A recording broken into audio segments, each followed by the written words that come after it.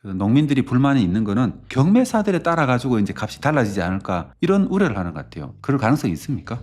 오히려 경매사들이 너무 개입하지 않는 게 문제일 수도 있죠. 왜냐하면 서면에 2차식이잖아요. 그러면 이제 경매에다가 원래 상품 감정을 해야 되는데 법인들이 그러기는 힘들어요. 왜냐하면 상품 감정은 다 비용이 드는 건데 오히려 그거에 법인들을 비판할 수 있는 거죠. 출하자들이 농산물을 하면 산지에서 공동선별 출하가 안 되고 있거든요. 등급도 그렇게 잘 안 되고 있어요. 그러면은 이 농산물이 올라올 때는 실제 등급이라는 게 뭐 특품 상품 붙여오지만은 감정을 못하는 거거든요. 근데 거기에 대해서 그냥 어떻게 보면 경매를 올리는 거죠. 그럼 그걸 판단하는 사람들은 중도매인들인 거예요. 그럼 중도매인들이 그걸 판단하는데 경매 방식에서 동시에 임차기 둬서 결정되는데 경매사가 개입을 할 여지는 거의 없죠.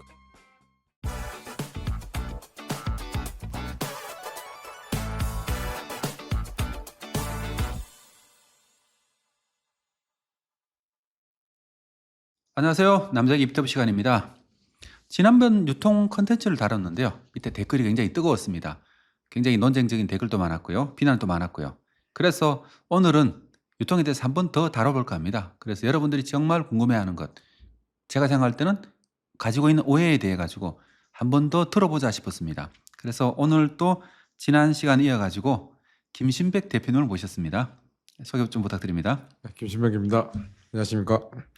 네, 오늘 같이 할 네, 김지연입니다. 반갑습니다. 네, 김지연 팀장은 유통 관련된 일을 조금 했었나요? 어때요? 저는 사실 유통 관련된 일은 많이는 안 해봤고요. 농산물 유통 관련해서는 저는 주로 수입 곡물 중심으로 해서 그쪽 관련해서 유통 연구는 좀 했었습니다. 이제 학자적 관점에서 유통 연구를 하셨네요. 뭐, 네. 김 대표님 지난번에 나오셨잖아요. 댓글 보셨어요? 네. 어떠신가요? 일반적으로 좋은 얘기도 많았고요. 네. 전반적으로 내용이 좋았어요. 댓글에 대한 내용들이 다 의미 있는 얘기들이었고 의견도 있어서 네. 오히려 보고 생각하는 기회가 됐습니다. 이제 최근에 나온 뉴스 중에 제가 제일 관심 있었던 게 양파 뉴스가 있었잖아요. 수입 양파가 갑자기 수입 국산 양파보다 더 비싸졌다. 그래서 이제 농민들이 화가 났다. 아니면은 이런 뉴스를 보고 이게 무슨 일인가 싶었거든요. 네. 혹시 이것에 대해서 어떤지 좀 알 수 있나요? 자세하게 내용은 모르지만 네. 좀 느꼈던 거는 어떤 순간적인 어떤 현상이 그게 어떤 많은 걸 대변하듯이 얘기됐던 것 같고요. 좀 과장됐다 싶어요. 그렇죠. 오히려 이제 그 이면을 봐야 되는데 뭐 제가 어느 정도 알던 내용은 가락시장에 어떤 양파가 출하되는 과정에서 한 법인에게 출하를 어떤 정지하는 일이 있었고 순간적으로 그래서 이제 비축되었던 수입 양파가 출하되었고 그 과정에서 순간적으로 가격에 약간 교란이 일어났는데 물론 그것도 의미 있는 얘기겠지만 그보다 좀 더 봐야 되는 거는 왜 그런 일이 일어났는지 어떻게 양파는 주로 산지 유통인들이 출하하거든요. 90%가 저장성이 좀 있으니까요.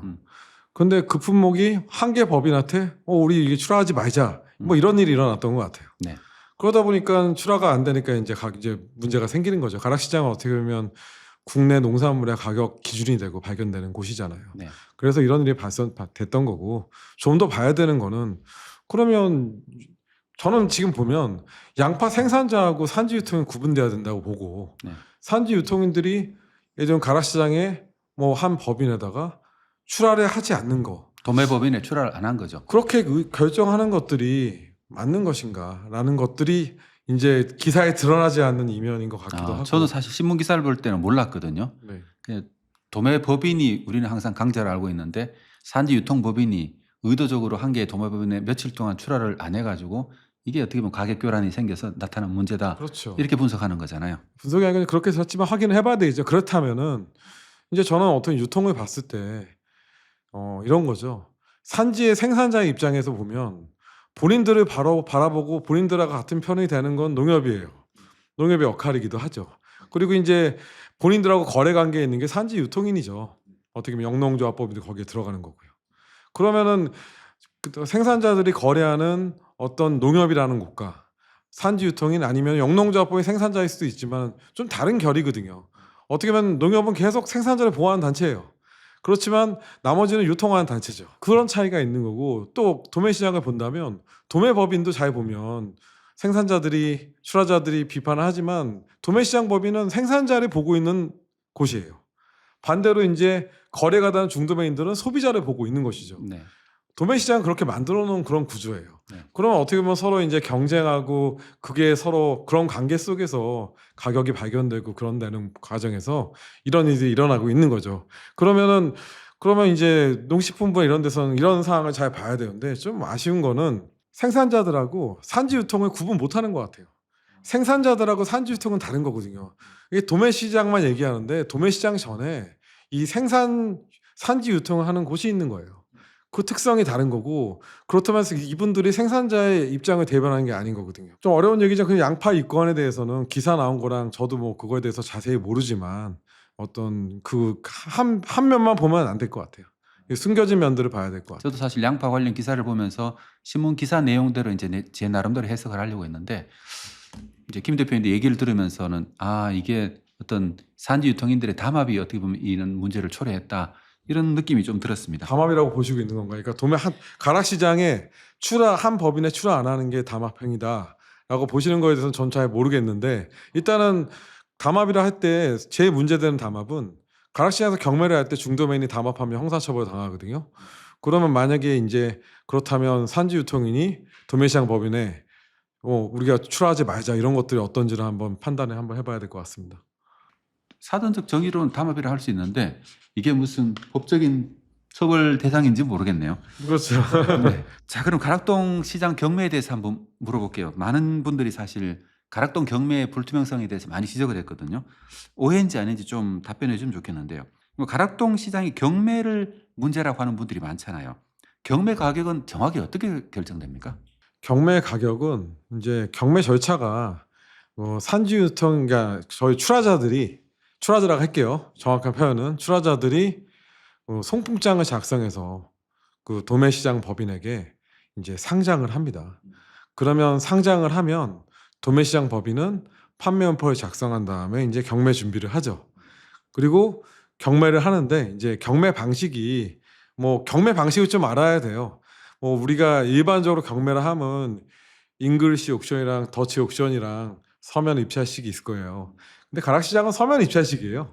어떤 식이냐면은 동시에 임차기 누르는 거예요. 네. 그러면 최고가를 제시한 사람이 이렇게 막 하는 게 아니고 그렇죠. 원래 네, 그렇게 하는 게 옥션이라고 아는데 네. 그렇게 되면 좀 시간이 많이 걸려요. 네. 근데 가락시장이 하루에 8,000톤의 물량이 거래되면은 그렇게 하기는 현실적으로 어려운 거고. 불가능하죠. 그래서 동시에 탁 눌러서 제일 높은 가격을 이제 누른 사람이 낙찰하게 되는데 그럼 이제 이렇게 보면 공정한 거죠. 경쟁을 통해서 하는 거잖아요. 농민 입장에서 볼 때는 자기가 낸 농산물이 그렇게 몇 초 사이에 막 결정돼 버린다는 게 좀 납득이 안 갈 수도 있잖아요. 근데 경매는 몇 초지만요. 경매 진열될 때 네. 중도맨들이 막 돌아다닙니다. 미리 보고 있습니다. 네네. 그래서 경매되는 순간은 금방금방 하지만 경매 진열된 건 다 감정을 해요. 그런 부분에서. 그래서 이제 경매가 문제라고 하는 것들에 대해서 그 자체는 문제가 없는데 어때요? 경매가 문제라는 게 우리 사회자님께서는 어떤 생각을 가지고 계십니까? 박사님께서는. 우리가 하나하나씩 좀 따라가 보죠. 왜냐하면 그 주제는 조금 이따 다뤄가 볼게요. 예를 들면 우리가 보통 상품의 가격은 수요와 공급에 따라 결정된다고 하잖아요. 근데 농산물이라는 건 이제 차이가 워낙 많이 나기 때문에 수요와 공급 그리고 상품의 신선도 등급에 따라서 결정될 것 같아요. 굉장히 복합적인 요인이 작용하는 거죠. 이제 거기에 이제 아마 그 농민들이 불만이 있는 거는 경매사들에 따라 가지고 이제 값이 달라지지 않을까 이런 우려를 하는 것 같아요. 이거에 대해서는 그럴 가능성이 있습니까? 오히려 경매사들이 너무 개입하지 않는 게 문제일 수도 있죠. 왜냐하면은 아까 서면 입찰식이잖아요. 그러면 이제 경매에다가 원래 상품 감정을 해야 되는데 법인들이 그러기는 힘들어요. 왜냐하면 상품 감정은 다 비용이 드는 건데 오히려 그거에 법인들을 비판할 수 있는 거죠. 출하자들이 농산물을 하면 산지에서 공동선별 출하가 안 되고 있거든요. 등급도 그렇게 잘 안 되고 있어요. 그러면은 이 농산물이 올라올 때는 실제 등급이라는 게 특품 상품 붙여오지만은 감정을 못 하는 거거든요. 근데 거기에 대해서 그냥 어떻게 보면 경매를 올리는 거죠. 그럼 그걸 판단하는 사람들은 중도메인들인 거예요. 그럼 중도메인들이 그걸 판단하는데 경매 방식에서 동시에 임차기 둬서 결정되는데 경매사가 개입을 할 여지는 거의 없죠. 경매사는 오히려 이 전자경매이기 때문에 그냥 경매를 진행하는 사회자 역할이지. 어떻게 보면 경매를 진행하는 자 역할이지 경매사가 거기서 영향을 주진 않아요. 물론 너무 가격이 침체되거나 그럴 때는 좀 호가를 올리라고 얘기는 하지만은 경매사가 개입할 여지가 거의 없습니다. 왜냐하면 그거는 감독을 철저히 하고 있거든요. 사실 그러니까 댓글 중에서도 많은 댓글 중에 경매사가 뭐 공정하게 하지 않았다 이렇게 얘기하는 것 같아요. 근데 그럴 가능성은 전혀 없다는 거죠. 사실은 상장하고 동시에 누르는데 경매사가 개입할 수 있습니까? 저는 옛날에 뭐 일할 때 그쪽 그런 어떤 거래 질서 관리를 굉장히 오랫동안 했어요. 그때 했던 사례들 중에 있는데 그것도 지금 많이 없는 것 같아요. 뭐 칼질 얘기하는데 칼질은 엄밀한 경매사의 칼질이 아니고요. 중도매인들이 옛날에 위탁받았을 때 가격을 자기가 뭐 10,000원에 팔았는데 1,000원에 팔았다 그러고 그렇게 하는 것들이고, 좀 제일 옛날에 나빴던 거는 이런 것 같아요. 경매는 한 번 하면 끝나야 되거든요. 근데 경매를 한 다음에 가격을 조정을 하는 거예요. 그게 원래는 못하게 돼 있지만 그 조정을 하는 과정에서 그냥 출하자 이제 중도매인들이 물건을 낙찰받고 높은 가격을 제시한 다음에 실제는 낮게 조정해 버리는 거죠. 근데 그때 이게 판매원표 정정이라 그러는데, 그럴 때 이제 원래는 출하자들한테 그거를 고지를 해야 되거든요. 근데 그거를 고지 안 하고 조정하는 경우가 가끔 있었고, 근데 그거 아주 옛날 일이에요. 지금은 그런 걸 다 전산으로 관리하기 때문에 뭐 경매도 그리고 뭐 2번 하는 경우도 있었고, 뭐 아무도 없는 곳에 경매하는 것도 있었지만, 이건 참 옛날에 어두웠던 시절, 아주 옛날. 뭐 30년 전 시절이라고 보시면 되고요.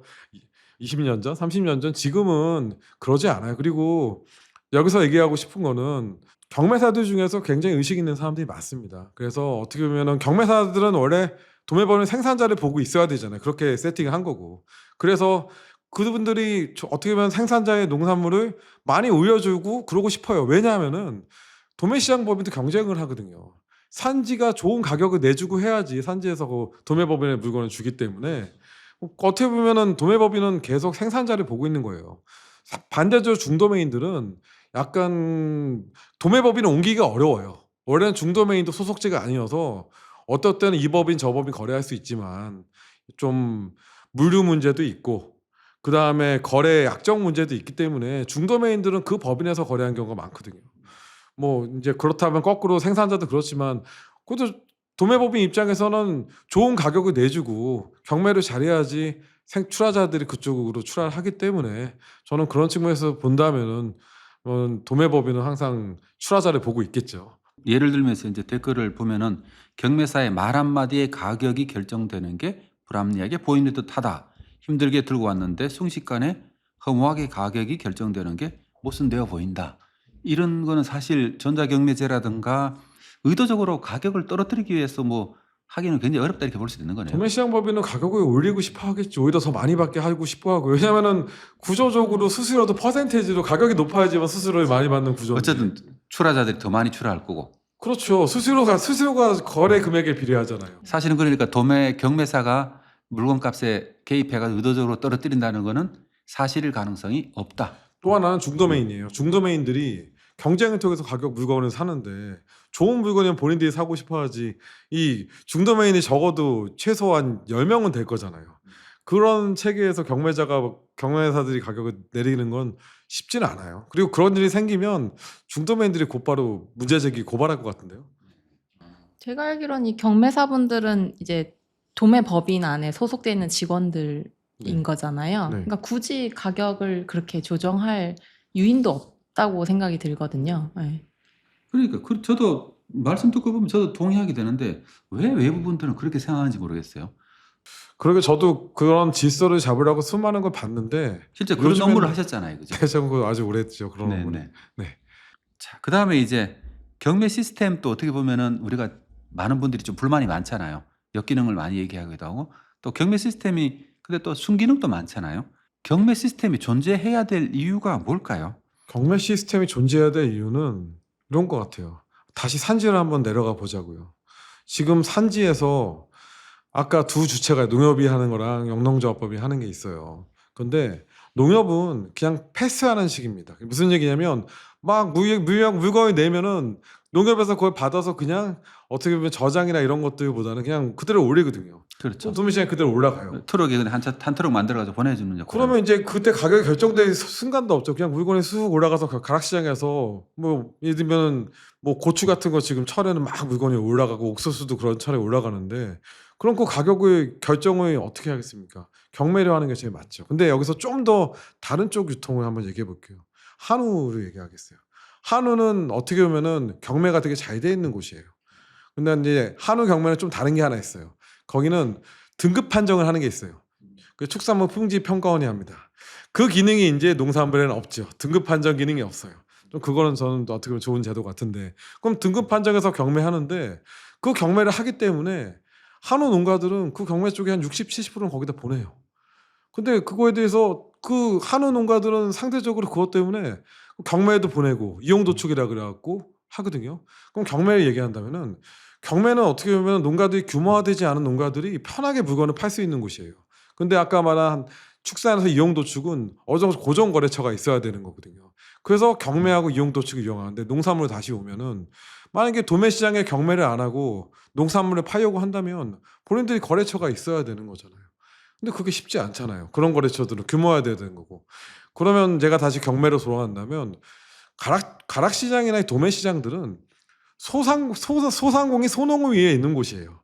이미 대형 유통하는 곳들은 가락시장을 도매시장에 경유하지 않고 본인들이 다 서로 예약을 하고 계약 재벌해서 거래되는 곳이기 때문에, 경매를 얘기하는 건 도매시장 같이 얘기해야 되는 거고, 그러면 물건을 홍수출하하거나 그냥 밀어내야 되거나, 아니면은 마땅한 거래처가 없는 사람들이 거래를 가장 공정하게 할 수 있는 곳이라고 생각하거든요. 조금 전에 이제 농부하고 얘기를 하다 보니까 그 경매사분들이 만약에 이제 농산물이 너무 많이 출하돼 가지고 가격이 아주 낮을 것 같다 그러면 미리부터 이제 연락도 해 주고 한다는 것 같더라고요. "상황이 이렇다. 알아서 판단하라." 이런 건 어떻게 좋은 일인가요? 좋은 얘기죠. 네. 어떻게 보면은, 근데 이런 것들이 만약에 이제 여러 사람들의 가격을 움직이면 문제가 될 수 있지만은, 물건이 너무 많으면 가격은 떨어질 거거든요, 반드시. 그렇죠. 왜냐면 중도메인 수는 항상 일정할 테니까, 거래처들에 사는 거는. 뭐 그런 거 얘기해 주는 거는 적극적인 업무라고 생각하고요. 그런 업무를 더 많이 해 줘야 되는 게 맞는 거죠. 사실 그 도매법인이 이제 많은 분들이 생각하기에는 상장 경매만 하는 걸로 이해를 하고 있잖아요. 근데 법에는 근데 도매법인이 여러 가지 하라고 돼 있잖아요. 어떤 일을 하게 돼 있는 거예요, 도매법인은? 도매법인이 보면 상장을 한 다음에 네. 경매 방식을 팔 수 있고, 네. 정가 또는 수의 매매 방식을 팔 수가 있어요. 네. 그럼 정가 수의 매매는 어떻게 보면 미리 예약도 하고 협상을 하고 그 네고시에이션 트레이드라고 하는데, 그게 좀 더 어려운, 법인 입장에선 비용이 많이 드는 거래예요.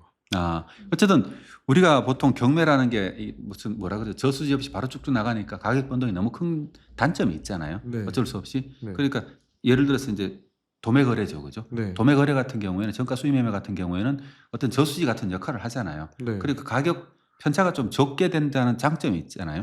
근데 그게 왜 잘 활성화되지 않아요? 정가 수의만 가격 편차 때보다는요, 약간 대형 유통회사랑 할 때 좀 유리합니다. 그러니까 어떤 품목을 납품을 하기 위해서 또 어떤 특정 품목의 등급의 품목이 필요한 거예요.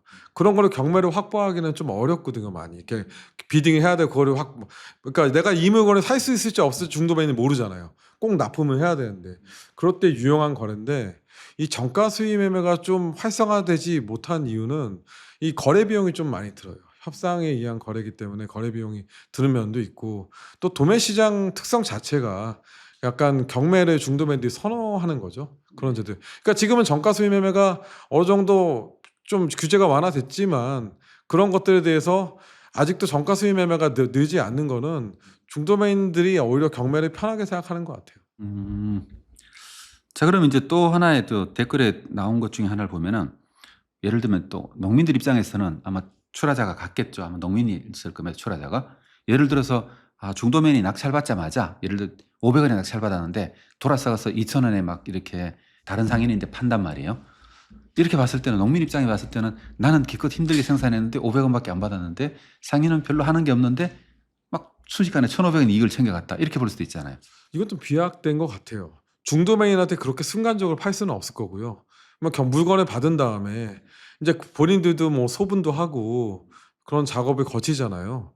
그리고 생각보다 가락시장에 인건비가 되게 비싸요. 상상을 초월할 정도로 비쌉니다. 뭐 시간당 2만 원 정도 합니다. 가락동 노조가 또 세다면서요.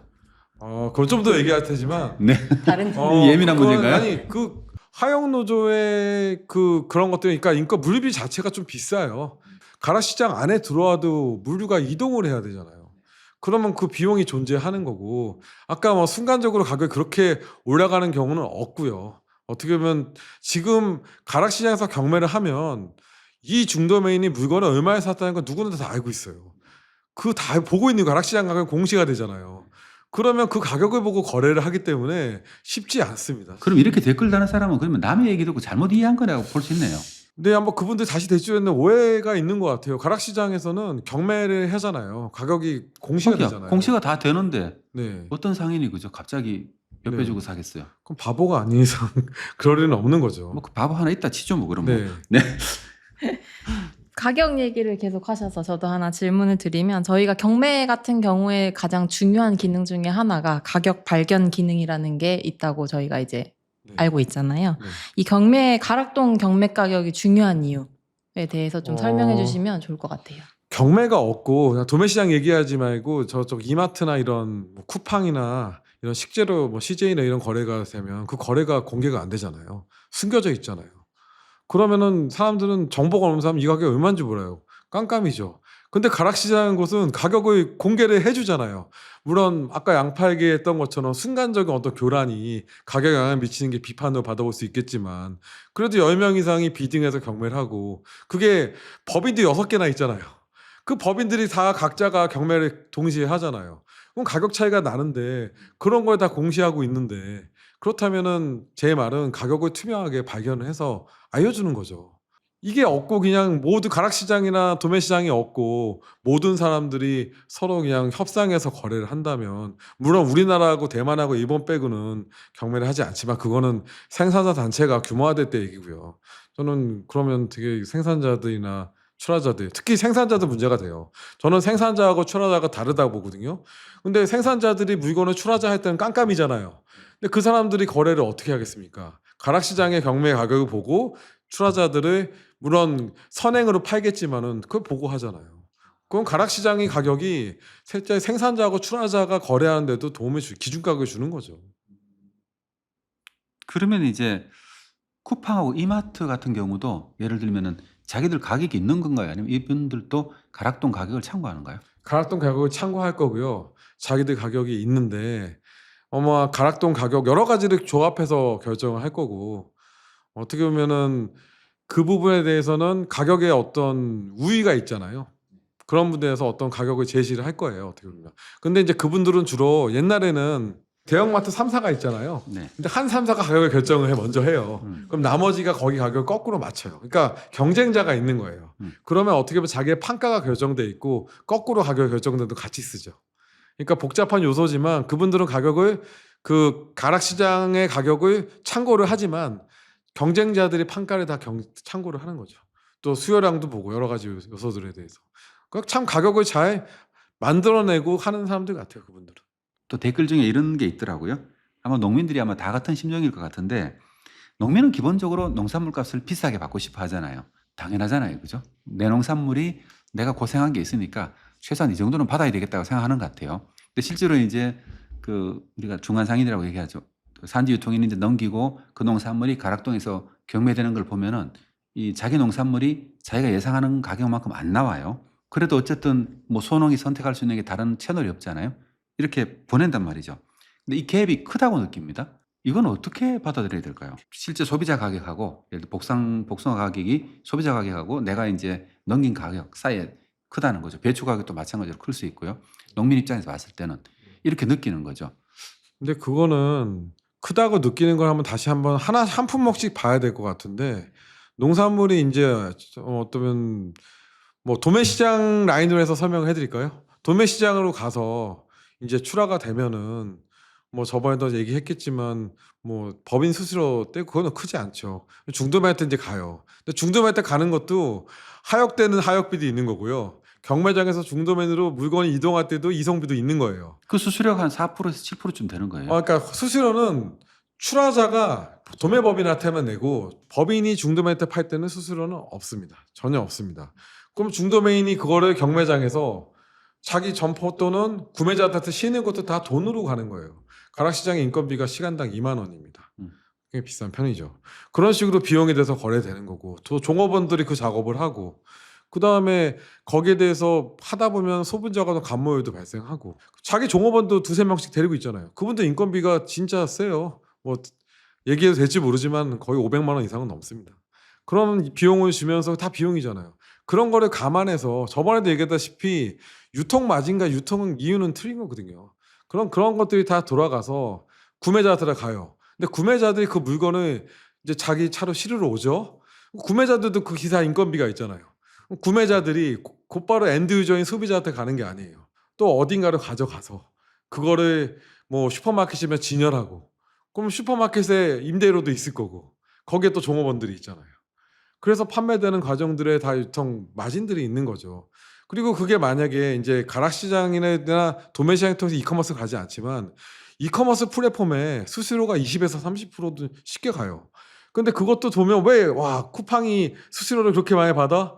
아니면은 뭐 대형마트가 수수료가 그렇게 많아 할 때도 잘 보면은 그것도 다 직원들 인건비랑 홍보비랑 이 플랫폼 운영하는 비용들이 드는 거라서 그런 비용들을 계산 안 한 거죠. 그런 비용을 계산해서 어떻게 보면 마트에서 진열대에 팔리는 거고, 슈퍼마켓에서 진열대에 팔리는 거고, 식당에서는 그걸 주문해 받아서 받는 거고, 우리 이제 이커머스를 하면 택배를 통해서 받잖아요. 택배 비용도 있잖아요. 이런 비용들이 안 느껴지는 거죠. 그래서 그 비용들이 순간순간에 비용들이 다 합쳐져서 소비자가 가져가는 거기 때문에 저는 그래서 항상 쿠팡의 가격과 산지 가격을 같이 봐요. 얼마 차이가 나는지. 보시면은 그 비용들이 눈에 이렇게 보일 거거든요. 어떻게. 제가 지금 같이 얘기했지만 당연히 쿠팡은 자체 풀필먼트 센터를 통해서 가는 거고, 도매시장은 주로 식재료나 슈퍼마켓들이 삽니다. 자, 그럼 이제 유통 마진에 대해서도 한번 계속 다뤄볼 텐데 김 팀장님 어떻게 생각하세요? 저도 최근에도 많이 이제 국회 토론회라든가 정부 발표에서도 많이 보는데 유통 단계를 줄이겠다는 얘기를 정말 많이 하잖아요. 이거에 예전에 그 논의들이 많았죠. 지난번에 대표님 그 유튜브 영상에서도 봤는데 저도 좀 동의하는 측면이 있었어요. 단계를 줄인다고 해서 유통 마진이 적어지냐? 그거에 대해서는 말씀을 주신 대로, 대표님 말씀하신 대로 품목마다 다를 거고, 네, 조건에 따라서 그게 달라질 거기 때문에 그렇게 댓글에 나온 것 같이 단편적으로 판단할 수 있는 문제는 아닌 것 같아요. 보고 느낀 게 하나 있어요. 이제 B2C예요. 네. 그러면은 B2C를 저는 뭐 상대적으로 쿠팡도 좋은 플랫폼이지만 네이버나 카카오 플랫폼도 좋거든요. 쿠팡하고 네이버 플랫폼이 뭐가 다른지 아세요? 쿠팡은 직매입이 많아요. 그쵸. 강력한 풀피먼트 센터로 네네. 뭐 쿠팡이 택배 1등인 거 아시죠? 네. 강력한 배송 체계를 가지고 효율성을 가지고 이제 유통을 하는 거라면 네이버는 그런 걸 갖고 있지 않아요. 그 대신 네이버는 아주 조그만 생산자들이나 소상공인들이 거기서 물건을 파는 거예요. 형태가 틀린 거예요. 어떤 도매시장은 네이버 커머스하고 잘 맞는 거죠. 근데 그 산지에서 직접 거래하신 분이 네이버 커머스에 올리는 거예요. 자, 이렇게 포장도 하고 예쁘게 글들 써서 올리면은 거기서 이제 소비자들이 사는 거죠. 이 생산자 괜찮네? 그럼 그분이 이제 예쁘게 포장도 해서 택배에다 실어서 보내면 되는 거예요. 그러면 그분이 이제 어떤 좋은 상품을 하고 네이버에서 노출되긴 되게 어렵지만 유명해지면 고수익을 창출하는 거죠. 근데 이제 그런 것들을 할 수 있는 사람이 있는 거고. 저는 제 주변에서 네이버 그걸 하는 농민들 가끔 있었잖아요. 주변 분들이 있었는 거 보고 있으면은 항상 하는 얘기가 직거래 많이 하잖아요. 네이버 플랫폼은 광고비로 어차피 다 나간다고. 그렇게 노출이 돼야 되죠. 그렇지만 네이버는 상당히 수수료가 적은 편에 속해요. 그리고 대금적으로 네이버를 홍보하는 게 아니고 상대적으로 대금도 뭐 쿠팡은 40이 넘잖아요. 그렇다면 네이버는 짧아요. 굉장히. 그런 것에서 유리한 건데, 제가 이제 뭐냐면은 그런 어떤 소규모의 직거래 괜찮은데 되게 농사를 크게 짓는 분들은 물량을 빨리 이제 대규모로 또 어떻게 보면 유통을 시켜야 될 거잖아요. 그럴 때는 이런 다양한 유통 경로를 이용하는 게 좋을 거고요. 그래서 저는 유통 경로가 그 순간순간에 기능을 하면, 그러니까 도매시장은 도매시장 기능을 하면 되는 거고요. 어떤 대형마트는 대형마트의 기능을 하면 되는 거예요. 영농조합법인 그 기능들이 하는데 경쟁이 치열해서 저번에도 얘기했지만 경쟁이 치열한 유통 라인만 살아남는 거예요. 그러니까 우리가 시중에서 많이 보는 유통 단계를 줄이겠다는 어떤 대책 같은 것들은 별로 실효성이 없을 거다 이렇게 보는 거죠. 그냥 놔두면 될 것 같아요. 알아서 줄어드는 거죠. 문제를 너무 간단하게 본 것 같아요. 그런 말들은. 그런 말 하시는 분들은 유통에 대해서 잘 모르겠다 이렇게 이런 뜻이죠? 그런 말은 아니지만 이제 상황마다 다르고 품목마다 다른 그냥 도매시장 부분들이 있기 얘기하면 때문에. 생산자가 도매시장을 가지고 출하러 온다고 해서 얼마나 합니까? 하루하루 지금 물건을 아까 고추 얘기도 있지만은 고추 같은 거 수확하면 되게 바쁘잖아요. 매일매일 수확해야 되잖아요. 근데 수확해야 되는데 만약에 직접 가면은 수확해서 포장도 하고. 포장도 해서 그거를 차에다 실어서 그분 실제 이제 배송 기사도 쓸 수 있지만 본인이 직접 가지고 온다고 생각해 보십시오. 그거 출하해서 경매도 보고 이게 좀 힘든 거거든요. 그냥 생산만 해서 빨리빨리 넘겨버려야지 그 다음에 그 유통의 경로를 통해서 유통시키는 게 맞죠. 지자체 당국자를 가끔 보면 지자체 뉴스를 보면은 항상 하는 얘기가 유통 단계를 줄여가지고 농가들의 소득을 높일 수 있는 방향으로 하겠습니다. 이렇게 얘기를 하거든요. 예를 들어서 농가들이 수치 가격은 어쨌든 소비자 가격은 비슷하다고 팔린다고 치면은 유통 단계가 줄어들면은 많은 사람들은 농가에 돌아가는 수치 가격이 많아질 거라고 생각을 하잖아요. 그죠? 근데 그런 정책들도 그러면 큰 효과를 못 볼 거라는 그거는 건가? 한번 이제 해보죠. 어떤 유통단계 줄일 거야. 도매시장 라인이에요. 도매시장을 없애야 된다는 얘기 막 옛날에도 많이 했잖아요. 도매시장 도매시장이 필요하냐. 그러니까 이 무슨 얘기냐면 그 라인들에서 뺄 게 없다는 거죠. 왜냐면 뺀다는 건 비효율적인 걸 빼야 되는 거거든요. 네네. 빼는 건 이런 거죠. 유통 라인에 하나가 껴 있어요. 근데 그 사람이 물류도 하지 않고 아무 상품화도 안 해. 그냥 거기에 수수료만 받아. 그 라인은 빼는 거죠. 그렇지만 전체 유통 라인들을 쫙 보고 뺄 수 있는 라인을 찾으면 거의 안 보일 거예요. 그런 라인에 누가 출하를 하겠습니까? 안 하겠죠. 그렇죠. 이 유통이라는 게 대표님 말씀해 주신 걸 좀 요약을 해보면 굉장히 경쟁적이기 때문에 효율화가 계속해서 되고 있고 별로 뺄 게 없다. 이렇게 좀 요약을 해봐도 될까요? 그렇죠. 근데 다시 저는 산지 유통을 얘기할 것 같아요. 음. 산지 유통에 생산자 코스프레를 하는 분들.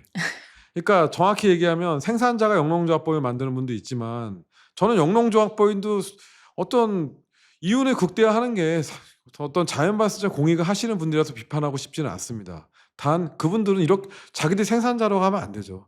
본인들은 산지 유통인이야라고 얘기해야 되는데 그분들이 어디 가서 산지 유통이냐 자기는 생산자라고 해서 정책에 개입한다는 건 문제가 있다고 보는 건데 제가 왜 이 얘기를 하냐면은 지금도 많이 없어졌겠지만 어떤 특성 품목은 몇 명의 산지에 유통하시는 분이 장악하는 품목들이 있어요. 참깨부터 시작해서 몇 개 품목이 그렇다고 얘기 들었거든요. 뭐 작곡도 가이가는데 찾아오시겠죠. 그런 사실 품목들이 본다면 이 품목들이 언급하면 굉장히 무섭다고들 얘기하더라고요. 그런 품목들은 뭐 옛날에 제가 봤을 때도 몇 개 있었어요. 안 하겠습니다. 그 얘기는 있습니다. 그러면 그런 분들은 실제 회의도 하거든요. 내가 오늘 뭐 도매시장에 얼마 출하했지 마 하고 실제로 가격 조정하기가 쉽잖아요. 근데 그런 분들이 있어요. 몇 개 산지 이게 유통이 오히려, 네. 거의 잡고 있는 물량, 소품목 물량 같은 경우는 이제 그렇게 경쟁자가 많지 않기 때문에 이제 영향을 받는 품목이 있을 수 있는 거죠.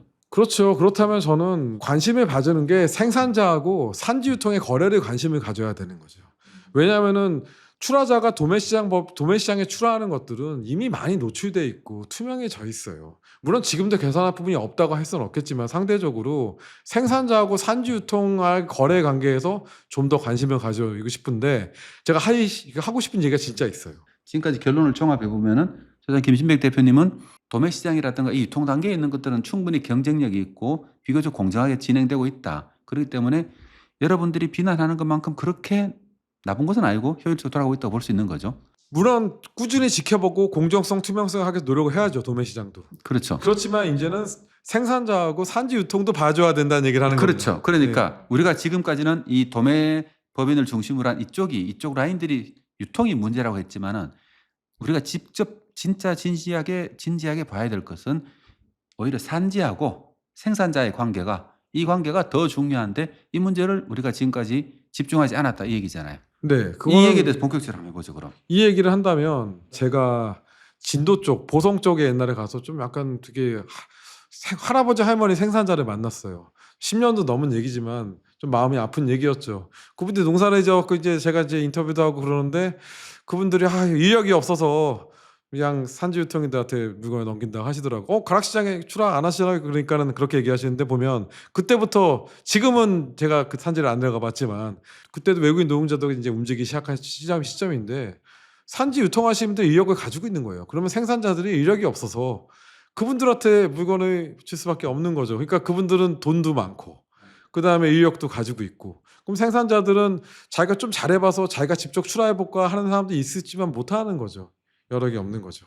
좀 극단적으로 얘기했지만 그게 다는 아주 일부일 거예요. 그렇지만 그런 측면도 봐줘야 되는 거죠. 사실 생산자가 예를 들면 배추든 아니면 대파든 양파든 생산을 했는데 뭐 고령농들이 고령의 뭐 아주 크지 않은 농가 같은 경우는 외국인 인력을 동원해서 수확해 가지고 이렇게 유통 상인들 넘긴다 그럽니까? 네. 이런 게 잘 안 되는 경우가 많으니까 네. 이제 그 중간에 이제 산지 유통인이 개입하잖아요. 네, 포장 거래도 하고. 네, 맞아요. 그렇게 해서 그분들이 실제로는 다 수확을 해 가지고 하잖아요. 그럼 그 관련되는 수수료나 비용 같은 걸 어쨌든 이분들이 부담하고 관련되는 리스크하고 수익도 이분들이 가져가는 거죠. 네, 근데 산지유 등에 순기능이 많아요. 저번처럼 금융 기능도 있고 인력을 제공하는 기능도 있어서 리스크도 안아주고 순기능이 항상 있는 거예요. 근데 도매 시장도 순기능이 있고 역기능이 있는 것처럼 순기능이 있으니까 더 잘 봐줘야 되는 거죠. 어떻게 보면 그분들이 분명히 생산자하고 유통인들에 대해서는 드러나 있지가 않잖아요, 별로. 그냥 우리들이 보기에 출하자가 생산자를 인식하는 경우가 되게 많으니까 그 분리를 정확히 해야 되는 거고. 그러면서 제가 어제 겪은 얘기예요. 뭐 포도 얘기를 좀 해보면 재밌는 얘기죠. 영농조합법인이 있고 산지 유통이 있잖아요. 그 둘의 특성이 뭔지 압니까? 물론 진짜 특성은 그 산지 유통, 그러니까 산지 농협은 생산자를 바라보고 있고 영농조합법인은 생산자가 있는 영농조합법인이 있지만 진짜 이제 어떻게 보면 유통을 하는 영농조합법인은 소비자를 바라보고 있죠. 그러면 두 개의 특성이 효율성에서 차이가 나는 거예요. 어떻게 보면 산지 농협은 물건을 그냥 출하한 대로 다 받아서 그냥 패스해 버려요. 수수료 받으면서. 근데 그게 이제 어떻게 보면 농협은 다 받아주는 거니까 생산자를 보고 있으니까. 근데 영농조합법인은 그러니까 유통 전문 영농조합. 유통 전문 영농조합법인은 만약에 이제 포도도 막 출하하면은 저장을 하는 거죠. 나쁜 건 아니에요. 저장을 해서 어느 정도 막 무조건 출하해서 뭐 상품성도 안 좋고 가격도 막 내려가는데 도매 시장이나 이렇게 유통되는 게 아니고 어느 정도 조절을 하거든요. 근데 두 개의 특성이 장단점이 보이는 거예요. 어떻게 보면 지금 영농조합법인은 매수해서 공선을 하고 그다음에 산지농협은 거의 공선 안 하거든요. 공동 정산만 하거든요. 두 개가 차이가 있는데 누가 보더라도 농협이 생산자를 위해 있을 거잖아요. 농협을 바라보고 있을 거잖아요. 그래서 아쉬웠던 거는 농협이 거기서 공선도 비율도 높이고 매입도 하고 일정 저장을 해서 생산자들이 물건을 막 출하하더라도 어느 정도 가격을 유통을 보면서 여러 가지 도매 시장도 보고 마트도 보고 쿠팡도 보고 식재료도 다 협상을 잘 해내면서 어떤 가격을 높이게 되면은 뭐 생산자들 입장에서는 너무 좋을 거잖아요. 근데 거기에 또 산지유통이 하나 빠졌죠. 산지유통이랑 영농조합에 같이 보지만은 그분들의 관계에서 농협이 역할을 잘해서 이제 잘하게 되면은 결국은 생산자들의 수치 가격이 거기서 올라가는 거거든요. 사람들이 생산자 수치 가격이 도매 시장의 유통을 얘기하지만 가장 생산자의 수치 가격을 높일 수 있는 건 산지유통이 있을 것 같아요. 농협은 그 역할을 왜 못한다고 생각하세요, 그럼? 농협이 그 역할을 못하는 건 제가 생각하기엔 리스크를 걸지 않는 것 같아요. 그러니까 리스크를 왜냐하면은 그거를 저장하면 손실을 볼 수 있고 이득을 볼 수 있는데 그분들이 그거를 하는 거에 대해서 조직적인 어떤 경직성이 좀 있는 것 같아요. 리스크를 안 질려 하는 그런 것 때문인가요? 좀 좋아하지 않을 수 있겠죠. 왜냐하면 반대로 영농조합법인은 그 리스크를 지면서도 하잖아요. 돈을 버니까. 그렇죠. 수익을 만들어야 되잖아요. 근데 농협은 오히려 그런 거에 대해서 좀 소극적인 거죠. 원래 수익이라는 게 또 리스크하고 또 비례하는 경향이 있잖아요. 네. 예, 그러니까 리스크가 없으면 사실 수익도 별로 크지 않는 거고. 근데 그런 게 이제 도매시장 연결되는 거예요. 물건이 막 진짜 막 풍수출하되면 가격이 떨어지잖아요. 그렇게 출하하게 되면. 근데 농협이 그때 영농조합법인 같은 데는 출하 안 해요. 그렇게 출하할 때는 저장 들어가요. 저장이 되거든요. 그런데 이제 거기서는 리스크를 하기 위해서 받는 대로 출하하게 되면 가격은 내려가는 거고. 근데 거기서 만약에 좀 더 머리를 써서 잘한다면 결론적으로는 생산자 수치 가격이 올라갈 것 같거든요. 그렇게 될 경우는. 왜냐면 그렇게 될 때는 가격 내려간 거를 다 위탁 방식이잖아요. 그러면 그거는 다 생산자가 지는 거잖아요. 그럼 생산자는 왜 홍수출할까? 자꾸 막 밀어낼까? 뭐 예를 들면은 그거를 저장하고 그걸 늦추면은 문제가 생기는 상품들이 꽤 있잖아요. 그럼 빨리 올려줘야 되는 게 있죠. 그럼 생산자들은 어떻게 보면 너무 여기서 뭐 저장하는 것도 다 비용이니까 빨리 이렇게 유통을 시키는 게 맞죠. 그런 것들에 대해서 저는 농협이 역할을 해줘야 된다고 생각하는 겁니다. 보니까 제가 들으면은 김신백 대표님은 농협에 대해서 상당히 우호적인 시각을 가지고 있다 이렇게 보시는 분들이 볼 수 있을 것 같은데. 그 농협의 우호적인 게 아니라 솔직히 농협이 역할을 해주기를 바라는 거죠. 왜냐하면은 어차피 경쟁에 맡기면 생산자도 경쟁해야 된다는 얘기였지만 우리나라나 그럴 수 없잖아요. 생산자는 보호해야 되는 대상이란 건 온 국민이 다 인지하고 있는 거고. 근데 그 생산자를 보호하는 시각을 가진 데는 농협밖에 없거든요. 그러면 농협을 잘해야지 생산자가 보호받는, 솔직히 좀 농협의 기능을 좋아하는 거지 농협에 대해서 우호하는 건 아닙니다. 농협이 더 잘했으면 바라는 거예요. 생산자를 위해서. 유통이 어려운 것 같아요. 몇십 년 동안 똑같은 문제들이 계속 좀 되돌이되는 것 같은 느낌도 있고. 그런데 유통에 대해서 제도 너무 보면 도매 시장에 뭐 예를 들면은 뭐 캐캐 먹은 경매제자 시장 도매인제에 대한 어떤 뭐 대립, 그중에 무슨 매매 참가이나 뭐 제3자, 그러니까 일본의 어떤 답습을 해서 항상 싸우는 게 도매 시장에서 네, 뭐 경매제와. 예를 들면은 경매제 시장 도매인도 있지만 중도매인은 전품목 상장 예외를 해야 된다. 아니면은 뭐 도매시장 법인 입장에서 제3자 거래를 자연스럽게 허용해야 된다. 일본은 다 허용했으니까 어느 정도는. 그런데 그게 뭐가 중요하겠습니까? 제도로 지금 얘기 제도 얘기는 없잖아요. 결국은 큰 틀에서 도매시장에 물건을 가서 거래되는 걸 얘기하는데 여기서 예를 들면은 그런 제도들이 크진 않거든요. 어떻게 보면은 도매시장에서 잘 유통을 시켜주는 게 더 그런 중요하고, 보면은 저도 하다 보면 너무 제도 얘기만 하고 너무 그냥 계속 그렇게 중요하지 않은 문제 갖고 하는 것 같아요. 왜 그래요 우리나라에서는? 저도 지금까지 유통이 문제다 하면서 유통 단계 줄이겠다. 이것도 사실은 실체 없는 얘기라고 다 하잖아요. 케이스 바이 케이스가 다른 문제고, 그리고 또 유통을 하겠다 치면 도매법인부터 시작해서 무슨 건설사가 뭘 가지고 있니부터 시작해가지고 본질과 전혀 관계없는 얘기를 하고 있잖아요. 그리고 또 맨날 그러니까 그 유통법인 뭐 경매제가 문제다 뭐가 문제 이런 얘기만 계속 하고 있는데, 제가 몇 번 얘기를 나눠보면서 드는 생각은 뭐냐면은 우리가 계속 허수아비 때리게 하고 있다는 느낌을 들거든요. 예를 들면 더 본질적인 거는 말씀하셨듯이 산지와 그 생산자와 산지 유통인 있잖아요. 1차적 이루어지는 것. 산지 유통 네. 예, 산지 유통 단계에서 그럼 어떻게 농민들이 좀 단합된 힘을 보여줄 건가? 어떤 농민들이 협상을 가질 만한 규모화를 보내줄 건가? 농민들이 생산 품질 같은 거 있잖아요. 이런 것들을 어떻게 잘 만들어줄 건가 하는 것들이 본질적이고, 그리고 또 도매시장이든 시장으로 나가든 간에 여러 가지 시장 경로를 선택할 수 있는 산지 유통의 역량, 농협의 역량이겠죠. 이것들이 어떻게 보면 수출가격에 굉장히 많은 영향을 주는데, 이런 본질적인 근원적인 경쟁력에 대해서는 별로 논의가 없고 계속적으로 유통만 계속 타들하면서 아무것도 안 하고 있다 이렇게 들리거든요. 제인들은. 제가 보기엔 관념으로 일을 하는 거예요. 그러니까 저게 본인들이 생각하는 어떤 이론적인 거를 가지고 거기에 이제 소위 유통 주체들이 서로의 그 어떤 자기들 입장을 얘기한 거에서 되는 거거든요. 하나도 안 중요해요. 그러니까 도매시장 법인하고 어떻게 보면 중도매인의 대립이란 말이에요. 근데 저는 보면 도매시장 법인은 생산자를 위하는 사람들이고요. 중도매인은 소비자를 위하는 사람이에요. 그래서 어떻게 보면은 그 어떤 측에서 본다면 비딩해서 물건을 사는 어떤 그런 어떤 기능을 가지고 있거든요. 그렇다면 거기에 하는 게 아니고 그 기능을 잘 돌아가게 하면 되는 건데, 갑자기 이제 경매제는 문제가 된다. 시장 도매인제를 넣어야 된다. 그때 보면은 선택하면 되잖아요. 근데 물론 제도는 선택하기 어려운 거겠지만은 도매시장 말고 뭐 어떻게 보면은 일반 대형 유통이 있잖아요. 그런데도 선택하면 됐잖아요. 직거래도 있고. 직거래도 있고. 근데 이제 이건 있죠. 그 좀 규모화되지 않은 생산자. 근데 그렇다 보면 생산자들은 이미 다 중간에 산지 유통에 물건을 넘기니까 어떻게 보면 산지 유통을 얘기해야 되겠네요. 산지 유통들은 지금 선택 다 하고 있는 걸 알고 있거든요. 도매시장 가는지 뭐 쿠팡 가든지 마트 가든지 아니면 식재료회사 가든지 선택하고 있는 거로 보여진다면은 도매시장의 뭐 어떤 그 제도에 대해 거다는 전체를 봐야 될 것 같아요.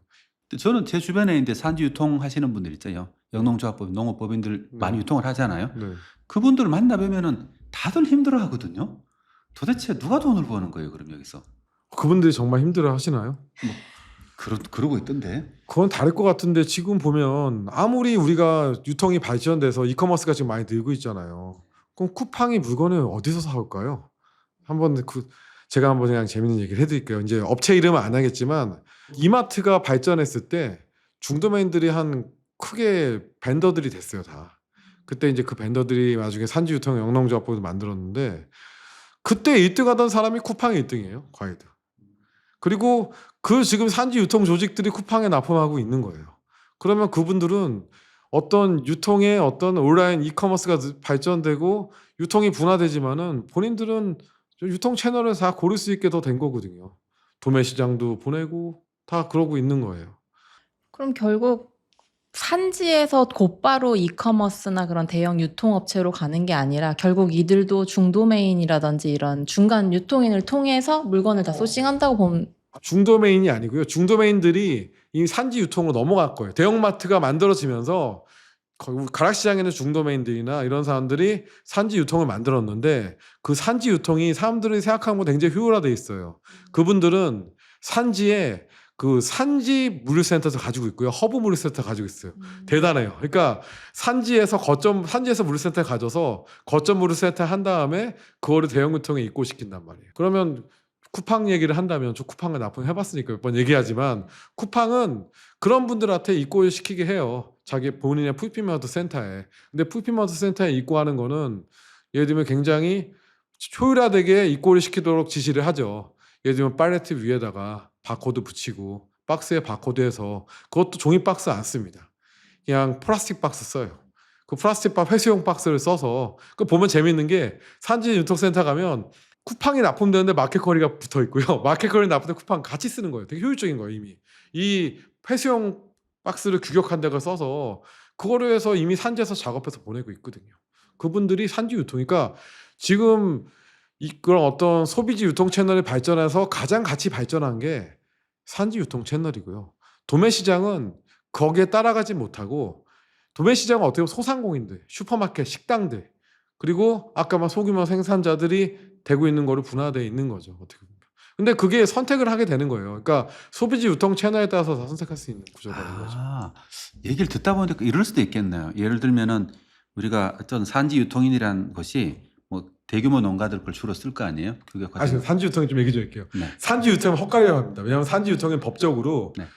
과거에 수집상인분들을 산지 유통인을 해서 생산자가 아닌 분들이 농산물을 매입해서 판매하는 산지 유통이라는 제도가 있어서 저는 제가 말하는 산지 유통은 산지 농협, 영농조합법인 그리고 법적인 산지 유통이 세 개를 한꺼번에 얘기하고 있는 거예요. 네, 그렇죠. 그 갖고 저는 그거를 통틀어 산지 유통이라고 하고 있는 거죠. 자, 그럼 어쨌든 농민 입장에서 봤을 때는 네. 출하할 수 있는 것을 선택할 수가 있잖아요. 직접 출하하는 농가들은 어느 정도 규모가 있을 테니까 사실 우리가 이게 토론 대상이 아닐 거고 이제 대부분은 이제 우리가 신경 쓰는 거 정부에서 정책 대상으로 신경 쓰는 거는 아마 작은 농가들이 되니까 이 농가들은 이제 산지 유통에 먼저 보낼 거 아니에요, 그죠? 그게 영농조합법이든 산지 농협 보내든 그렇죠, 그렇죠. 산지 유통의 품목마다 틀리겠죠. 그렇죠. 그러니까 산지 유통이 농협에 보낸 사람들은 아마 이제 단순 밀어내기 있잖아요, 그죠? 그렇게 보낼 수도 있을 거고, 뭐 잘하고 있는 것은 이제 소분해가지고 상품화를 좀 더 시켜서 보낼 수 있는 것도 있을 거고, 이거는 산지 유통도 똑같겠죠. 근데 농가 입장에서 봤을 때는 이런 것 같아요. 예를 들면은 어떤 산지 유통법인에서 만약에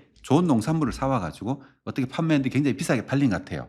가격이. 근데 이제 작은 농가 같은 데서는 예를 들면은 소분이 분류가 잘 안 된 농산물을 가지고 보내줬어. 그럼 이 산지 유통하는 곳에서는 아마도 그냥 경매로 보내거나 하면은 이렇게 보내고 훨씬 더 값이 낮을 것 같다는 생각은 들거든요.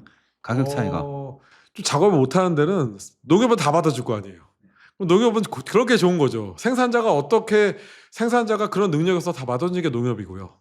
그 다음에 영농조합법인은 아마 잘하는 사람들하고 거래 본인이 선택해서 매수하는 거니까 그 차이가 있어서 다시 농협의 중요성이 나오는 거죠. 어쨌든 그러니까 산지 유통인 중에서도 개인 영리법인의 영리목적 상류 유통인들은 좋은 농가들하고 거래를 주로 할 거기 때문에 네. 비싼 가격을 받아줄 거고. 본인한테 작업을 잘해주는. 그러니까. 그리고 또 이제 작은 농가 같은 경우는 만약에 산지 유통인이 못하고 농협을 택하는 경우는 아마 그런 서비스가 상대적으로 줄어들겠죠. 그러면 이제 출하 가격이 상대적으로 추치 가격이 낮아질 거고. 네. 이런 차이들이 아마도 농민들이 느끼는 게 아닌가. 결론적으로는 그러니까 뭐 도매법인을 탓할 게 아니고 이 산지 유통 체계의 어떤 형태라든가 아니면은 농가의 형태가 결국 이 모든 구조를 결정한다 이렇게 봐도 되겠네요. 그렇죠. 어떻게 하면 도매 시장은 작은 얘기죠.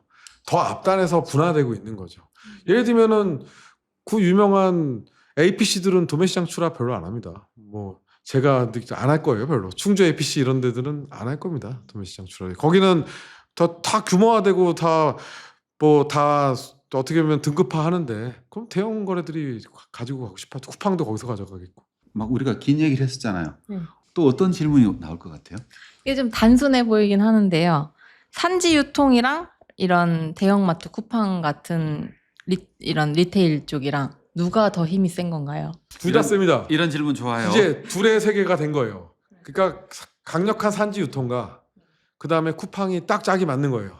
제가 보통 2,000원 하는 데도 있습니다. 과일 하나로. 사과 산지 2,000원. 유통인들 중에 이름을 말할 수 없지만 다 네. 가락시장 중도맨 출신들입니다. 아. 그분들이 이제는 가락시장에서는 뭐 20분의 1만 하고 나머지는 산지를 해서 그분들이 이제 최근에 대형마트에서 한번 날개를 달았고요. 근데 쿠팡에 들어와서 더 날개를 달고 있죠. 근데 그분 잘못이 아니에요. 그분들은 경쟁에서 이긴 거예요. 그분들은 산지에서 얼마나 작업을 잘해주니까 쿠팡이라는 대형마트에 쓰겠죠. 근데 이거 하기 전에 좀 얘기 드리고 싶은 게 제가 그냥 아주 재밌는 얘기인데 큰 거시적인 얘기를 하나 해드리면 전체 우리나라 식품 시장의 시장 규모가 240조예요. 근데 이제 그게 왔다 갔다 하겠지만 120조는 가정식이고요. 그러니까는 재료로 해서 먹는 거고 120조는 식당에서 먹는 거예요. 이게 딱 두 개로 나눠져 있는 거예요, 분야에서. 그러면 우리가 이제 뭐 지금 뭐 수치는 맞다가 24조 정도 되죠. 우리가 말한 지금 농산물이 그게 나눠져 있는 거예요, 실적이. 그러면은 이제 아까 말한 제가 얘기하는 것들이 보면은 다 도매 시장이랑 이런 것들이 둘 중에 하나인 거죠. 그러니까는 이게 엔드 유저인 소비지를 향해서 다 가는 게 있는 거고 식당을 향해서 가는 것도 있는 거죠.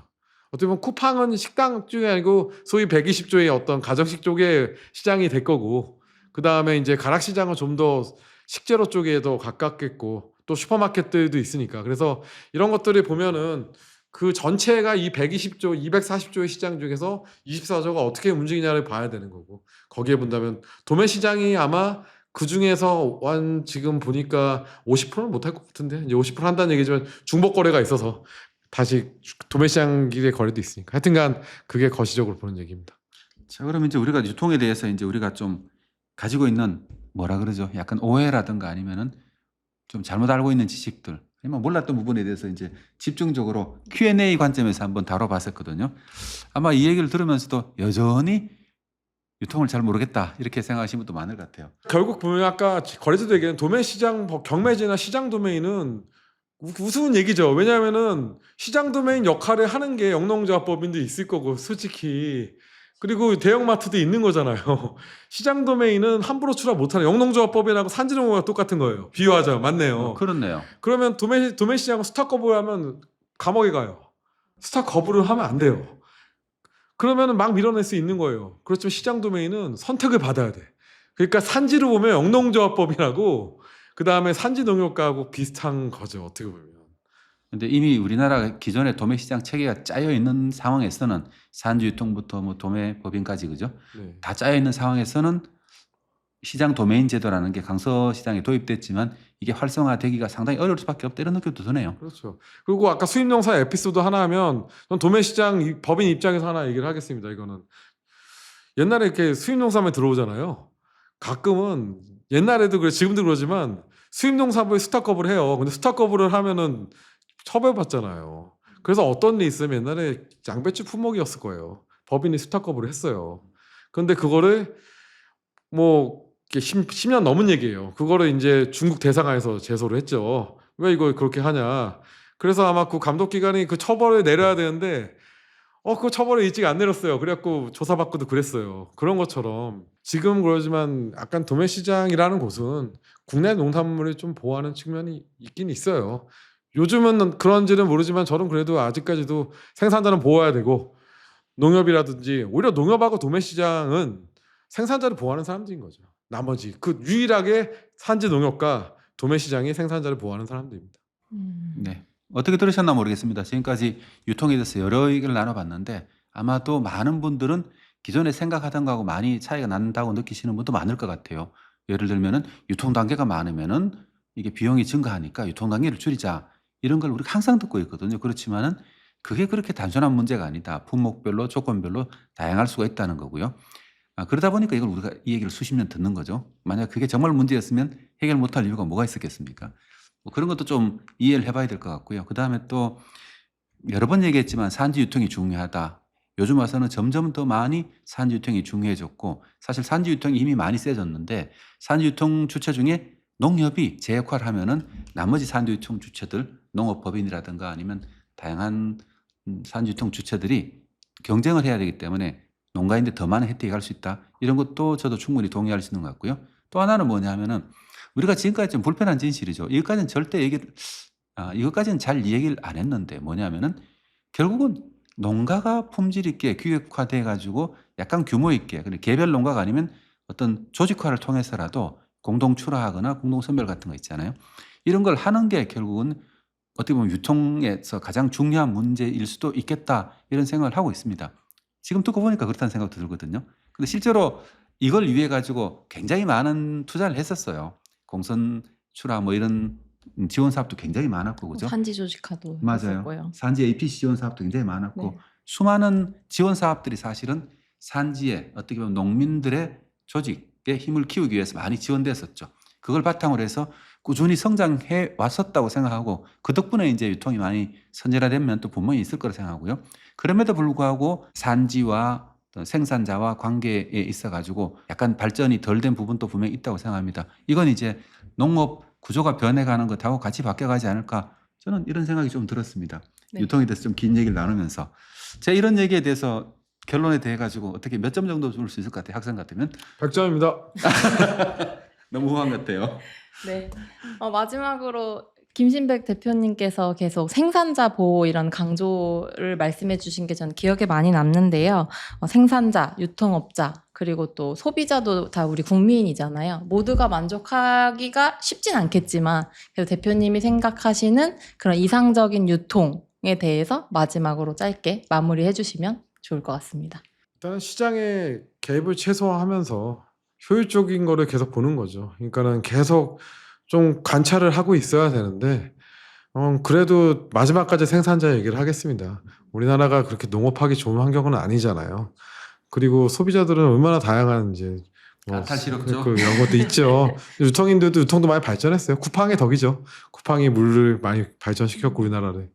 그래서 그런다면은 생산자는 그래도 좀 부족한 면이 있어요. 그래서 저는 어떻게 보면 생산자 쪽에 좀 더 아까 말한 남 박사님이 얘기하신 공선이나 수확후 관리 기술 그런 것들을 농협이 열심히 해서 그런 것들을 좀 경쟁력이 좀 축이 기울어진 것 같아요. 그쪽이 좀 약한 것 같죠. 생산자 쪽이. 그러면 산지도 발전, 산지 유통도 발전했다면 생산자가 약간 제일 떨어진 것 같죠. 그러면 그쪽에다가 좀 전 집중했으면 좋겠어요. 그런 것, 어떤 모든 것들을. 결국은 산지 유통 아니면 산지 농업 생산자의 역량을 강화하기 위해 가지고 정부 투자라든가 교육이라든가 시설 같은 것들이 지원이 더 많았으면 좋겠다. 이렇게 아름다운 이야기로 오늘 이야기를 마칠까 합니다. 지금까지 시청해 주셔서 고맙습니다.